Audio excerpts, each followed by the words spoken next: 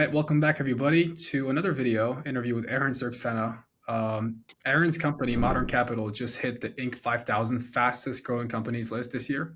So congratulations on that, Aaron. So today we just want to talk more about that. Yeah, thank you, man. That was actually a pretty cool accomplishment. That was one I was looking forward to, and I thought we were going to hit it, and then they actually made the announcement, so that was cool to see. It's awesome. So it is no longer just the Aaron show. It is a full team, Modern Capital.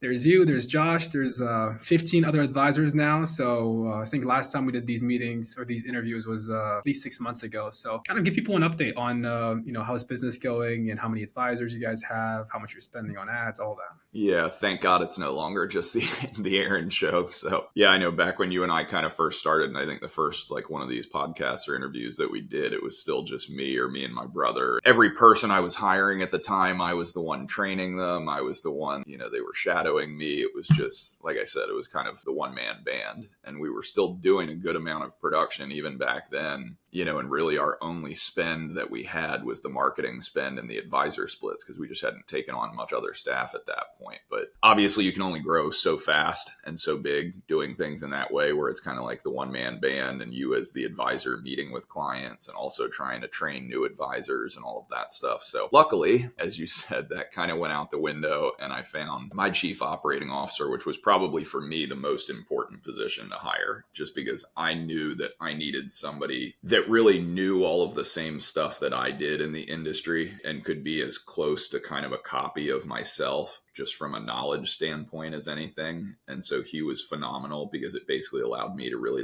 double my time. And now I had somebody other than myself to look at, okay, what does the overall structure of the business look like? How can we keep growing and keep scaling, but do so in sort of a more controlled and regimented way? And so that's really what we've been able to do. Now we've consistently brought on more staff. We've brought on new business people, to do new business processing, to do paperwork. So we're really isolating things to where, as we hire new advisors, all that they really need to do is be in meetings with people, right? And be doing meetings, be doing proposals, be selling. Everything else pretty much gets taken care of for them. And so we went from, like I said, it being myself, my brother, a couple other advisors that I had slowly hired myself, so about 4, to now we're going to be topping 15 this month. We went from probably averaging, I don't know, a pace of maybe 40 million or so a year of annuity business, to now at the run rate that we're on. Going forward, we'd probably be, just with this number, probably at least at 150 million of just a run rate. Currently, based on kind of last month's production, we tend to average now a little, probably between 10 to 13 million of annuity business per month. And really that's kind of rolling from a couple of months ago. Most people in the business will understand that a couple of months ago, I think we only had about 10 advisors. We've brought on about 5 that have just made it through training, that are just kind of starting to take their first meetings. So obviously they haven't gone full closing cycle with people yet. But so that was really based off of, how many advisors we had a couple of months ago, and the run rate we've now hit from business closing this month. So everything kind of has I always say an 8 to 12 week lag, right? Of when you maybe first meet with a new prospect and you first filled somebody's calendar, to when you're actually getting closed business from that and clients onboarded and whatnot. So, but that's kind of where we're at now. And now we're pretty much steadily hiring. We've really got one team member now that's dedicated to basically constantly interviewing, constantly hiring advisors. We have a whole training program built out on a system called Trainual for our advisors. So that was another big thing that Josh did, our COO, was really just implementing, like I said, a structure to everything that we do, basically, whether it's how we use our CRM system and what we record in there, whether it's how we process new business and we do that efficiently, whether it's hiring new people and putting them through an actual regimented training program where we grade them out on how they do proposal meetings, planning meetings, all of those things. That's been the biggest help. It's offloaded a lot off of my plate. It's allowed me to step back from sort of all of those tasks and really focus more on the, the generating of meetings and basically the putting butts in the seats, so to speak. And it's just been very helpful. Everybody kind of has their wheelhouse that they stay in now in our organization. So that's awesome. So you've been able to basically create so much demand that, you had no more time. You had to hire Josh. Josh is amazing. We should have probably invited him to this call as well. Yeah. and Josh is bringing his experience into the operations of the business and all of that. Just to clarify for people, you guys are not just an annuity shop. You basically use annuities as bond replacements, and you are a fiduciary hybrid retirement planning firm. I'm assuming if you're doing 10 to 13 million of FIA premium per month, you're probably doing at least as much or about the same in AUM as well. So you're bringing on 20 to say 25 million a month in new assets. Yeah, at least I would say. So if we looked over the entirety of our business, right, just as an average, it probably is somewhere in a 50-50 or 40-60 type of split like that, just across clients. Every client with us is going to be individual because, again, we're always acting in a fiduciary capacity, which means every plan we put together, every recommendation that we make as far as an asset allocation for clients is going to be specific to that client. So clients that might have higher income need, might need more safe assets, might have more in annuities, other protected assets, right? Just as sort of bond replacement type vehicles that don't have fees. Other people, less of an income need, right? Less of a need for protected assets. They might have more on the growth side or on the managed money side in the stock market, but it probably comes out somewhere to around a 50-50 split. But yeah, that's been the crazy thing. Like the demand is really like the thing that seems to not run out. Like when we're working nationwide the way that we are as a firm, we don't do anything local. Like I don't do local PR. I don't do like really,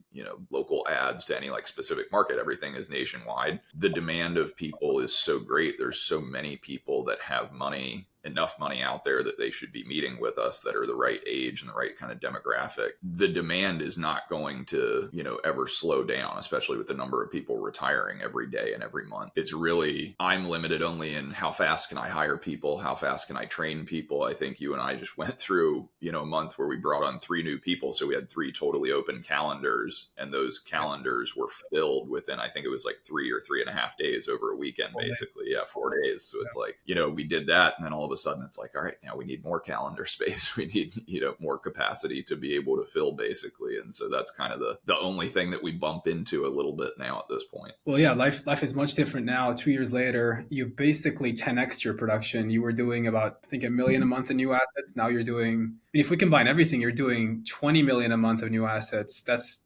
20x basically in 2 years. Is that right? Accurate? Yeah, that was from really like when I was solo producing myself. That was probably like what I was averaging for a while was around $1 million, $1.5 million of new assets, just myself. Then I had kind of brought on my brother. And so that, probably 1.5 to 2 times our production at that point. We were probably bringing in about 3 million of assets per month overall, but still very small in the grand scheme of things. So now we kind of have our expectations. We know our KPIs. We know the revenue that we expect to be able to produce on both the annuity and the AUM side from every advisor that we bring on and that we train and that we fill their calendar for. So with scale, a lot of things have benefited. You start to know your KPIs and your sort of like expected numbers and everything off of people much faster when you're spending faster, when you have more scale, when the law of large numbers and averages just kind of works in your favor a little bit easier. When you only have 1 or 2 advisors, right, everything can be up and down, right? You could just happen to hire one really good advisor who's a good closer, and then you think your numbers, and then you hire another one and they're not quite as good, and it's just all the numbers get thrown off. But the more you do things at scale, I've actually found the easier it gets versus,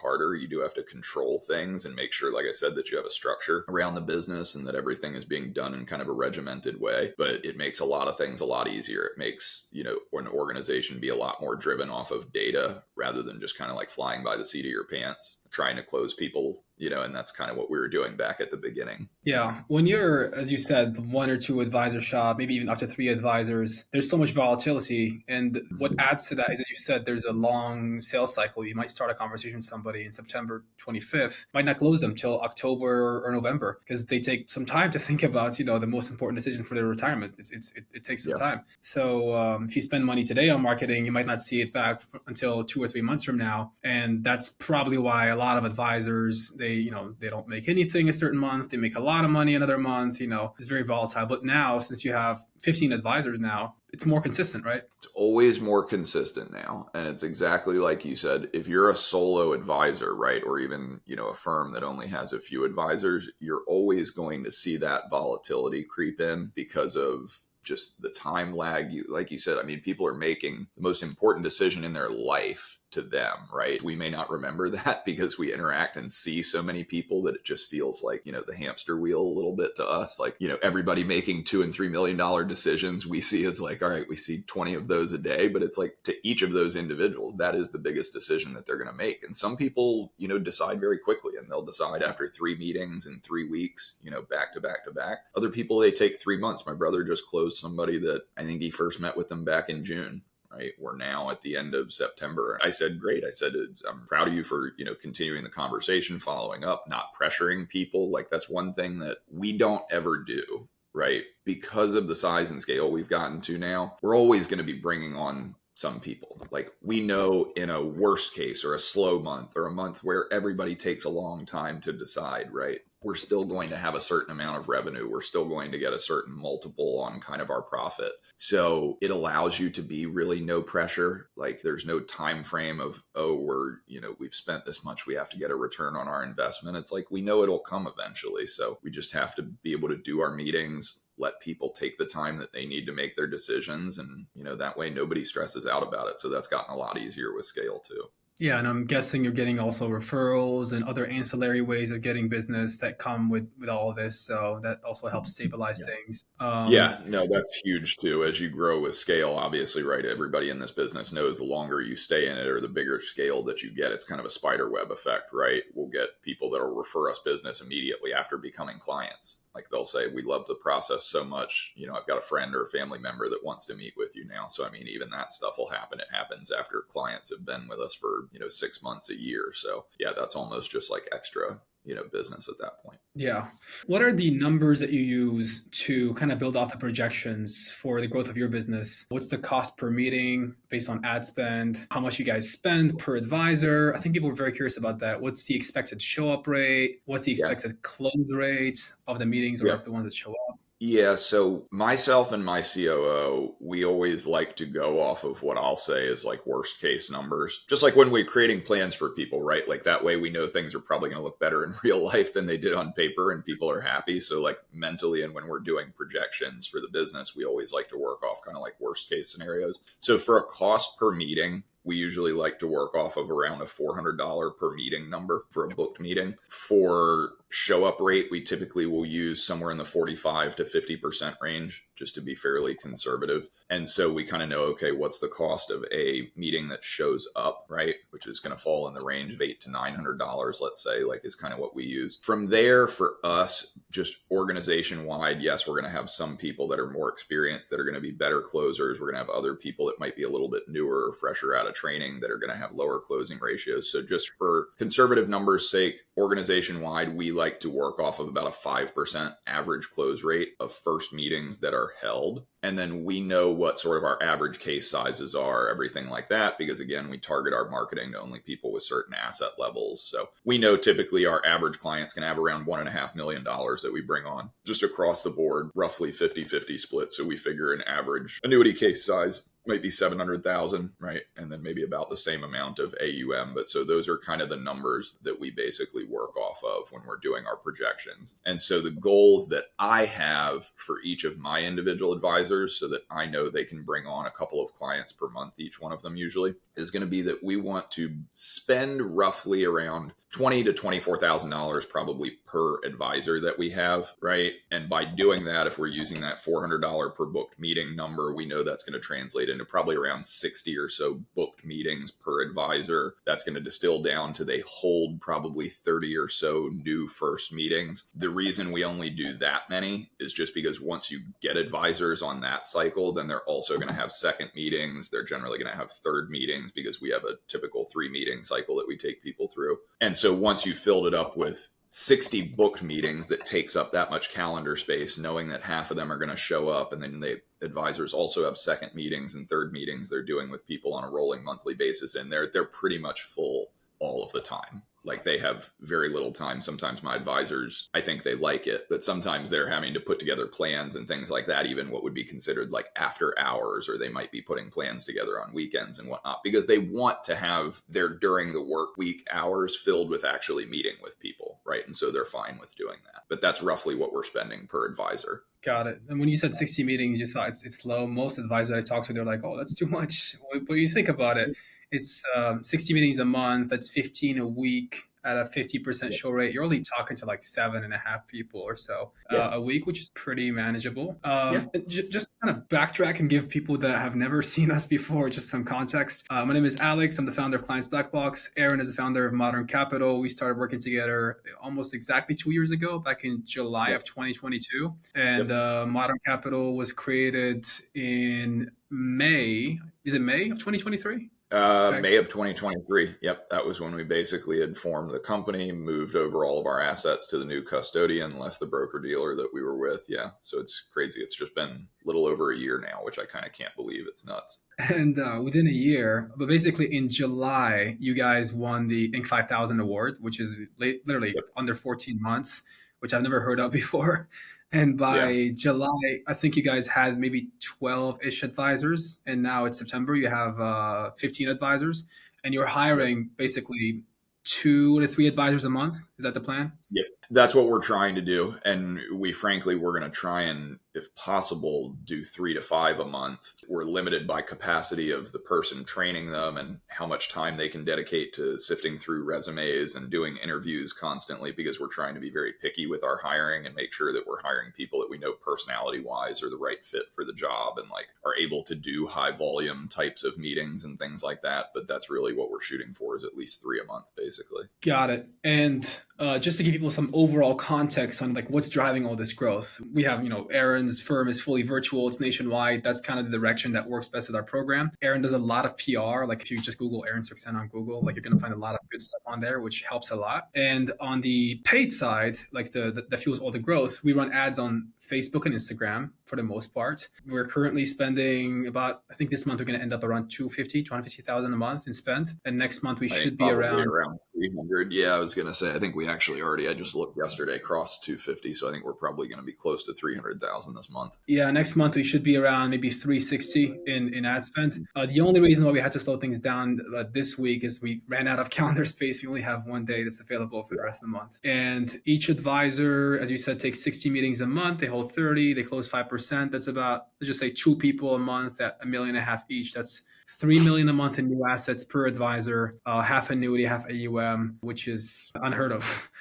And I want to be clear too, we probably, if we wanted to, and any advisor could have either higher closing ratios or close more clients per month. Like my goal for each advisor that we have is that they bring on at least 20 to 25 new clients per year. The reason I have a goal that's that low for them in my mind is because quality of the client that we're bringing on is extremely high. They're people that are going to be very long-term clients for us that have higher typical assets than normal. If we wanted to lower our threshold and say we'll take on anybody, or we'll take on people that have less than $500,000 and anything like that, we could probably increase our closing ratio and, lower the cost of booked meetings, flood our calendars with basically everybody out there, where it would be very easy. But that's just not really the company we in particular are wanting to build. It's not saying you can't do that and that you can't do it in a profitable way, but we are just preferring to keep sort of the business that we're building at a certain tier of client and really the people that we feel like we can help the most, frankly. Got it. And the model we're running on the ads is basically an ad on Facebook and Instagram, and people are prompted to book a no-cost retirement planning consultation with one of Aaron's advisors. And at that time, they actually meet with an advisor, and it's a 3-meeting cycle, like you said, Aaron. I want to let people know about our SDR experiment. A lot of firms, they have, they generate leads from if you look at Fisher Investments, for example, they get leads from like a PDF or whatever it is, and then they have somebody just like hammer those leads and then try to get them on a booked meeting. So we're like, hey, why not test that, right? So we tested that, and what we found was it was worse than what we're doing.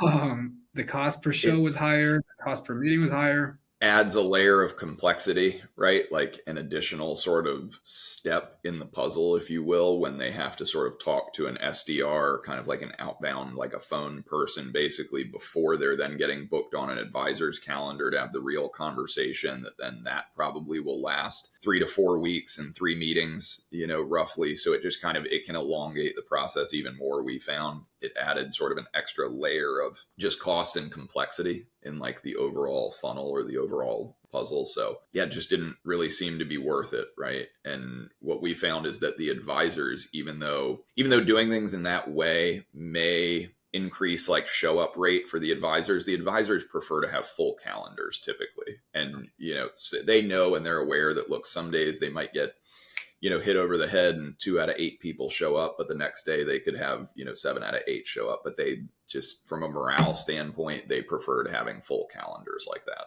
Yeah, it makes a lot of sense. So that was a fun experiment we ran a couple months ago, if anybody's curious. And 2 years ago, you were basically the advisor. Now you're the owner of the business, CEO. What does your day-to-day look like? What's life like right now for Aaron specifically? It's changed a lot for the good, I would say, because rather than doing everything and going from, a client meeting to then having to worry about recording content and, looking at the marketing statistics and dealing with the operational side of the business and kind of like all of those things. Now we have every one of those aspects siloed off to sort of a team member. And really my focus as the CEO has been more on overall big picture, from a hiring standpoint, where we're at, from a, how we're creating our training program standpoint, and really more than anything, just from connecting with you on a marketing standpoint. How often do we need to record new material? How quickly are we bumping into calendar space capacity, sort of things like that. But I mean, it's very little in the way of doing day-to-day meetings ever anymore, other than with my existing book of clients that I still had. Everything now has just become more big picture. So it's given me a ton of time back in my life, which was the thing that I wanted more than anything. When you and I first started out, I was doing things all by myself and we were able to fill my calendar. You probably remember, but I mean, I was working from 8 a.m. until I was taking meetings at 7 or 8 p.m. Because I was like, this is the greatest stuff. Like I can fill my calendar as much as I want, run as many meetings as I want, but that only worked for so long. And then I needed to get a little semblance of normalcy back in my life at that point. Yeah, and you just started hiring people and, bought your time back, Yeah. which is awesome. Okay, so we're running your marketing. Josh is helping with operations. You have a PR firm. What may be some of the details that we haven't mentioned in other interviews in the past that might be helpful to some advisors that want to grow? What do you think is differentiating you? Why you and not, literally a lot of other people that could have used the same program? Yeah. Why did you scale so quickly? Sometimes I don't know the answer to that myself, but what I always go back to and think about is it's the whole package. Right? Like it's not any one thing. You could take a firm that, works brick and mortar and wants to try and do virtual, and they hire a good PR firm and they have that component, but they might still not do well. You could take a firm that wants to go fully virtual, but then does nothing on the PR side. And, even though they're good closers, that may not work out. Right? I think it's really that we took the whole package, right? We branded ourselves really well. We got a good PR company because look, people are not just going to schedule a meeting online. And then if they Google the company, the person, the firm that they're supposed to meet with, and they see nothing out there basically, or it just looks like a very small local operation to a certain state, maybe that's not going to breed a huge amount of confidence with people, right? People might see lower show up rates. They might see lower closing rates because of that, because people view that as not as safe, right? That's just the way people think in our industry from a prospect's perspective. It's not that it's right or wrong, but we just know that's the way people think. So that was really one of our goals, was to make sure that we were thinking from the mind of the prospect all the way through, right? What were the things that could concern them if they're meeting with a virtual firm? What were the things that could irritate them about meeting with a virtual firm? What were the things that they were going to need to be comfortable working with a virtual firm, right? And so that's why we wanted to have good branding. We have a whole story that we tell about why we went fully virtual, right? Which is a very easy to understand story that resonates with people, especially people with money that are more value oriented people that care a little bit less about like kind of the in-person handshake. And so we did that. We made sure to get a good PR firm that we're constantly putting out content, constantly being featured in the news, constantly. If you, like Alex said, if you Google me or Google the firm, like you're going to see a lot of just either positive reviews or articles that were written, top tier publications we were featured in. So again, all of that stuff, when a prospect books a meeting first off of, say, a video on Facebook, they're going to then usually go and either Google the company. You have to kind of walk yourself down the path the prospect is going to take. And you want to be reaffirming their decision every step along the way. you want them to feel like the trust and the credibility of, the advisor or the company is built ahead of time before the meeting. And that way, when people come into the meeting, they're much more receptive. They're much less sort of defensive or feeling like they're on the defense when they come in for a session, because that trust and credibility has kind of been built along the way. But beyond that, it was sales process, right? Like we really thought about, okay, as a client is booking a meeting, why are they booking that meeting generally? Like, how do we take them through? We used to try and do things in a 2-meeting process, and we realized that was just too quick for most people. Like cold traffic, totally virtual. The level of trust had not been built enough that many people were comfortable transferring assets or just, moving over their life savings after 2 meetings. So we said, okay, let's make it into a 3-meeting process. Let's take things in a little bit more bite-sized pieces, meeting by meeting. And just by doing that, we've seen improvements, right? Because even when you just show up on time and, speak competently 3 meetings in a row, that builds little pockets of like micro trust with people along the way. Like, hey, this guy showed up for the meeting every time. His backdrop looked the same every day. He wasn't meeting me in 3 different places that would throw up a red flag in my head. Like all of those little bits of trust are kind of built along the way. And so we found 3 meetings worked better than 2, but it's the whole combination of everything. You could have one piece of it, and we've seen it over and over again. You and I both have. It just doesn't work out as well with people. So I think it's really a combination of you kind of have to check all the boxes all along the way for people to feel comfortable doing business with a virtual firm. Let's talk about virtual. Why did you guys decide to not meet people in person? Why is virtual better for the client, and why does it make business sense for you guys? Yeah, I mean, we really did it through COVID, not by, choice or being the smartest ones in the room, so to speak. We did it kind of by force, like everybody else during COVID. We kind of had to figure out how to meet with our existing clients that were local back in Annapolis to my area. From there, when COVID ended, we just really realized that a lot of people did not care to come back into the office and meet us. Right. And we were paying for exorbitant Class A office space in the downtown area where we are, very expensive, very nice offices. And we were like, what the heck, if people aren't even willing, or caring about coming and meeting us there, like we're paying all this money for it. If we can just keep doing things in the way we are virtually, we've found it to be far more efficient from a cost and a time perspective. Like we can do more meetings, get more accomplished in a shorter amount of time, and it can save us money. We were like, look, if we just cut the cord, we could go full bore doing things that way, save ourselves money, pass on that savings back to the client in the form of doing a lot of things that other firms just don't do. Like we pay for clients' estate planning to be done. We pay for their taxes to be done. Like we really offer a lot of comprehensive services that, maybe you could find them at certain firms if you have $10+ million with them. But for the average client that has, $1 to $2 million, you're just not going to get those things at any other firms. And because of the way that we structure our costs and using, say, the fixed indexed annuities versus a standard bond portfolio, right, where everything would have an asset under management fee to it, our cost structure to the client is significantly less. We tend to see that we save people 30 to 40% in overall advisory fees just because of using that cost structure as well. To us, and the story we get to tell people, it's look, because we're virtual, it's kind of like the Ally Bank model.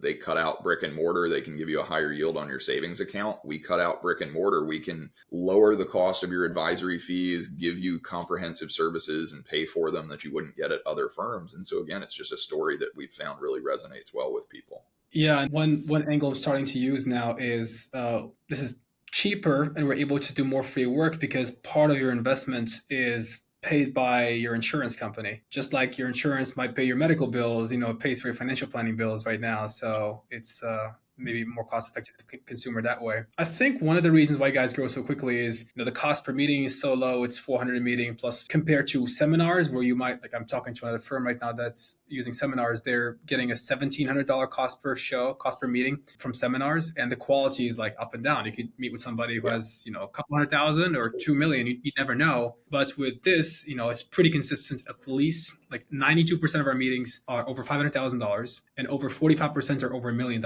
And a lot of those, $1 million plus, there's a lot of them that are like 5 million, 3 million. Yeah. I know you guys spoke to, a bunch of people that have more than $10 million that you're going to be onboarding here soon. So not every meeting is $10 million meeting, but they are there and you're able to take care of them if you have the skills and the right offer for them. And the big thing too with seminars, it's not to say that seminars can't work, but you have to think of how many constraints you have with whether seminars will work and whether they'll work well and whether they'll work consistently well kind of forever, because so much of it is geographic. geographically dominated, right? Like if you live in a small market area as an advisor, you're going to have a small market of people that you can market to seminars to. I've talked to advisors that their entire area that they could market to with mailers and seminars is about 50,000 people. And so they would send out 10,000 mailers at a time. And so basically they would do 5 rounds of mailers and they're mailing to the same people at that point over and over and over again, just for years, not knowing whether those people have any interest in even attending something, right? And so when that's the case, right, you'll start to see attendance rates drop off, response rates to mailers drop off. So yes, there are some areas where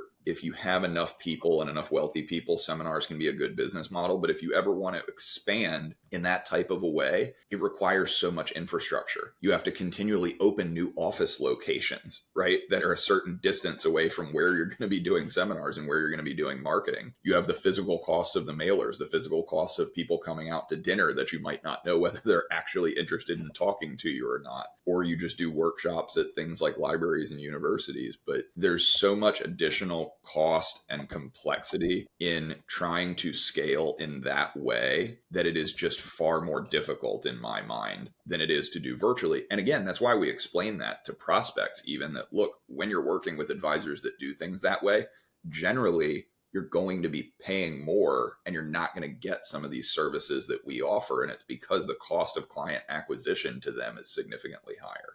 That's totally true. I will add to that it's subject to weather. If it rains, nobody shows up. Exactly. Yeah. Subject to weather, which is not fun. I used to deal with that all the time, right where we are. If it was raining or if it snowed or anything, I mean, that was terrible. Yeah. And how many great seminar presenters you have in your company? It's hard to attract them. You got to pay them so much, so it has a lot of, as you said, constraints, a lot of things that have to go right for it to work versus, with this, you just tell me, hey, Alex, let's spend 360,000 next month. Let's just record some more videos. Great. Meetings show up.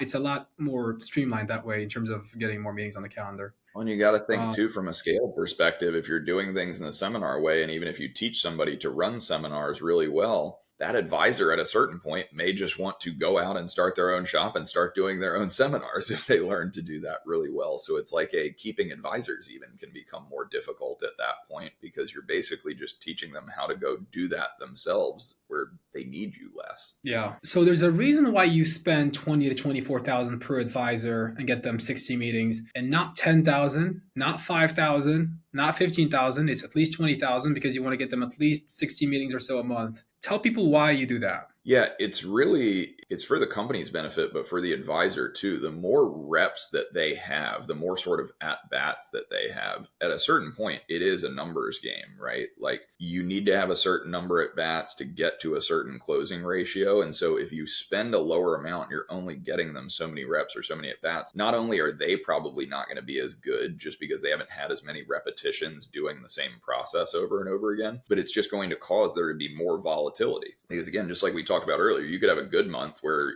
show up rate is really good. People are the right fit, they're the right age, assets, like it's just the right situation. But then at a lower volume, the next month could be different. And so the more that you spend, the more you can try to actively fill all of the calendar time that they have available. It's going to weed out all of that volatility, and things are always at that point going to distill down to kind of some long-term average closing ratio. And so it's just everything that we do, I want as little volatility in our revenue and as little volatility in kind of the advisor's revenue as possible. So that way they can say, look, here's how much I want to make in a year, right? And we can just, with our payout rates to them and everything, we can help them back into that number and say, okay, if that's how much you want to make, we need to book you this many meetings because this many are going to show up. You're going to probably close this percentage of them, right? So even the advisor kind of knows what they'll be earning in a year based on how many booked meetings they're getting in a month. And that's the number that we found on keeps people very, very full and very busy all the time.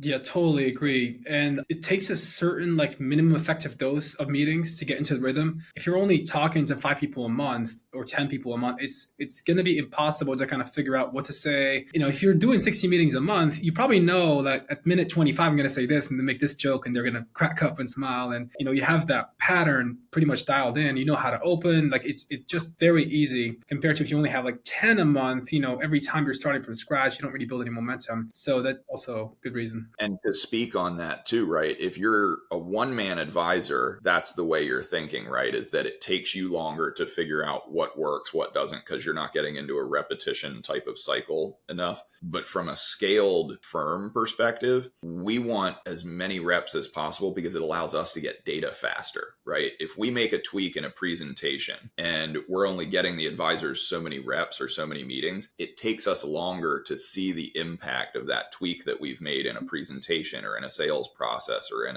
a verbiage that we use, versus the more reps that we can get as fast as possible, we're now getting that data back on, hey, guy X is saying this differently and it seems to be working. Let's roll that out and have everybody start using this verbiage or everybody start using this slide or, whatever the change might be. And you can see that impact faster. And so it allows you to be more nimble and make changes as an organization faster. And I think truly that's probably the other thing, Alex, that's helped us scale a lot faster, is because we've gotten such quick feedback data wise on what works and what doesn't, that it's like a snowball rolling down a hill, basically. Like, we want to keep expanding because we seem to be getting more and more effective from a closing ratio, just from an everything standpoint. The bigger that we get, it's kind of like a very large brain trust, if you will, right? Whereas a lot of organizations doing things in the brick and mortar fashion or doing seminars, like, advisors feel like they're stepping on each other's toes. And so a lot of times they won't share best practices or share like, hey, this is working for me. I got to hold on to it because I don't want, Bill in my office to start closing all the good prospects that we have in our town doing the same thing that I'm doing or saying the same thing I'm saying. So it's like, we don't have that working nationally. Everybody's getting the same number of meetings. So everybody in our team of advisors, we have huddles all together each week. Everybody shares what's working and what's not working.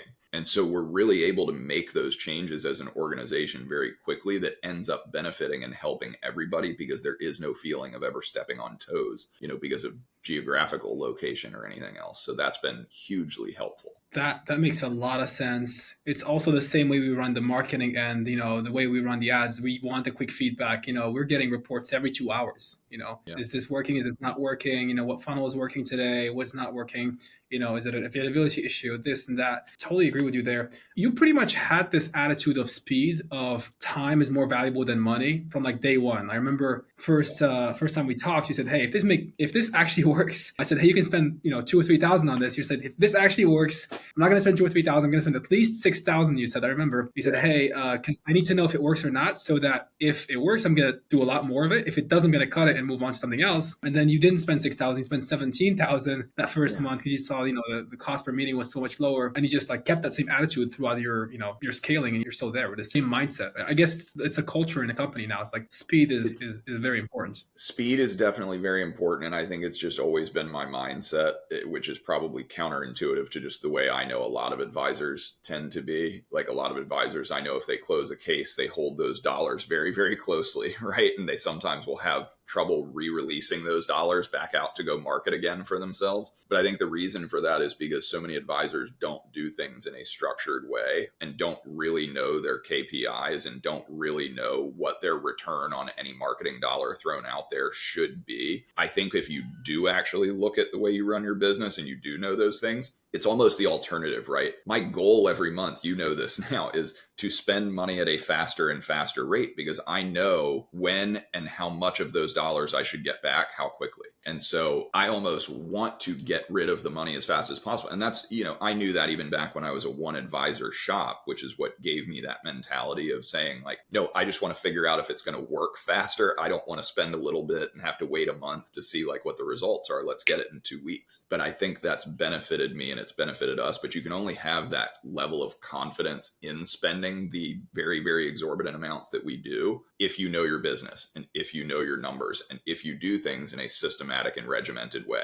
Because if you're just doing things differently every meeting and as a one-man person, like, you're always going to have volatility. The numbers are always going to be changing. Your ROI is always going to be changing. And then it's very hard to have confidence in spending any scaled up amount of marketing spend. Yeah, totally, totally. And I was just thinking about this. There's like a much larger segment of the wealth management world where there's these fee only firms that only charge 1 or 1.5% on all the assets, and the way they grow usually is they just want to break even. They might just buy leads from Smart Asset, and they're like, hey, if I can break even that first year, awesome. Yeah. It's a win because next year it's even more profitable. So within 10 years, the client stays 10 years or 20 years. That's their model, but that requires a lot of cash. The way you guys are able to grow, you're able to get, let's just say, a 5x return on the annuity part alone. AUM is free, and that the AUM builds the enterprise value. The annuity, insurance, marketing dollars help you grow even faster. I know that the hybrid part of the industry has grown a lot last year. It's probably why. Do you share the same thoughts there? Hybrid part of the industry is going to continue growing for that exact reason. We have zero private equity investment. We are going to have over $1 billion that we oversee. I can tell you because I know the projections that we've already made within the next probably 2 to 2.5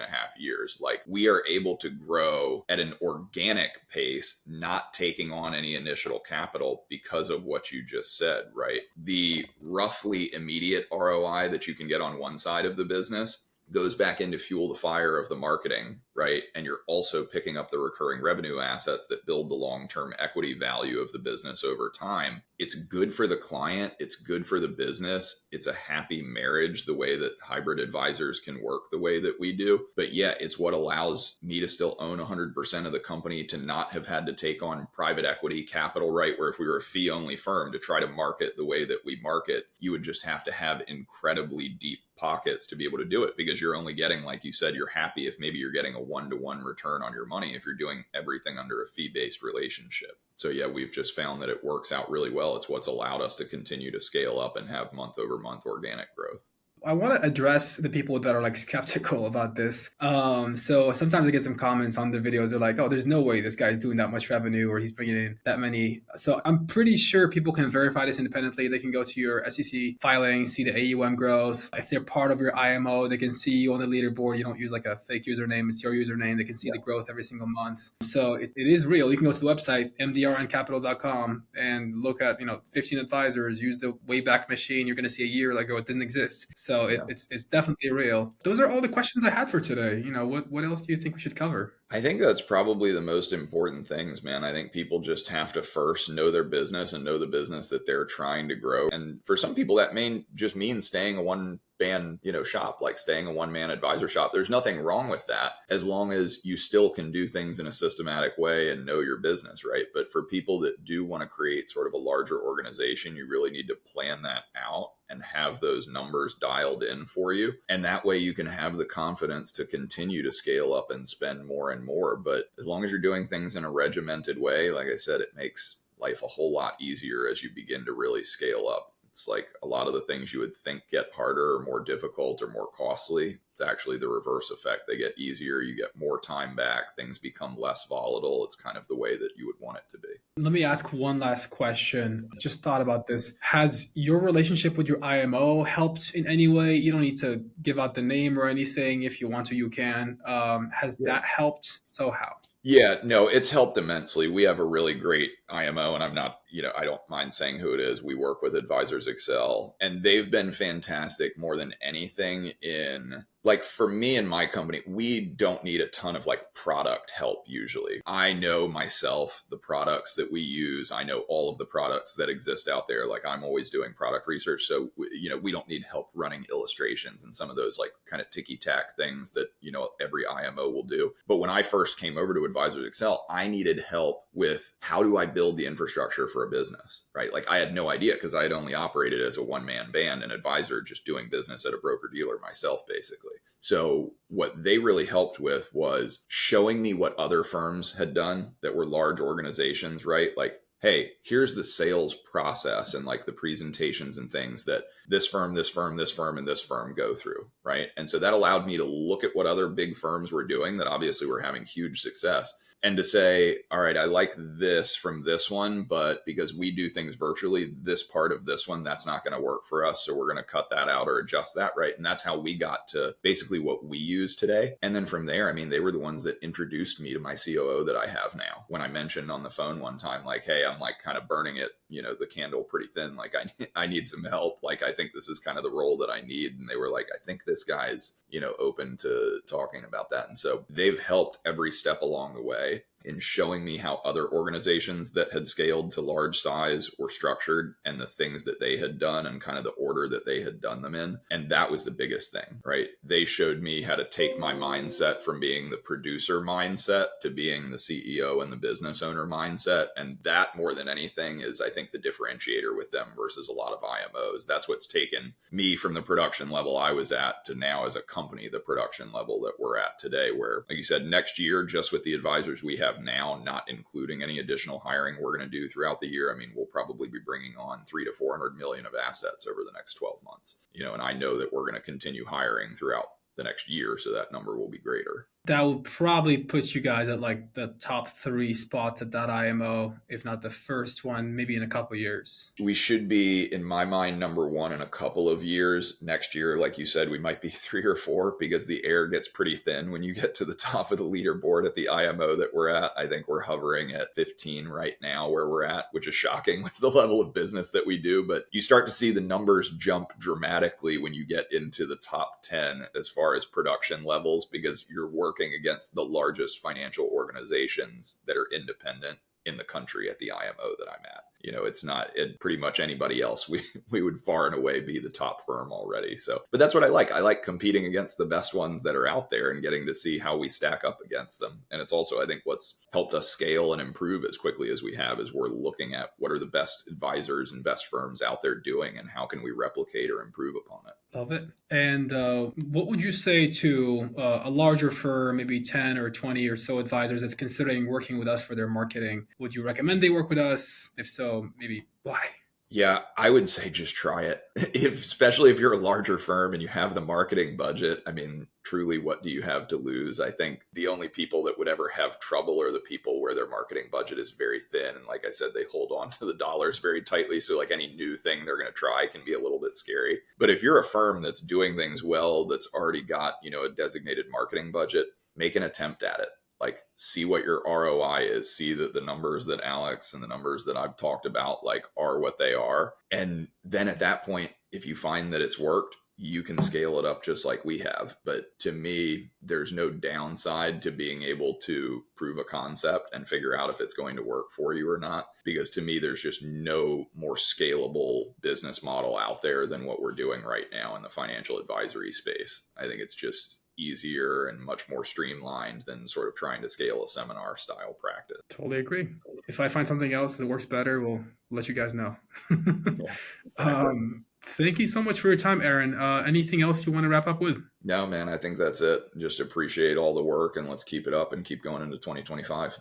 Let's do it. All right. Thank you, guys. Subscribe to the channel. Click on the links. I'll see you later. Take care. Appreciate it, man.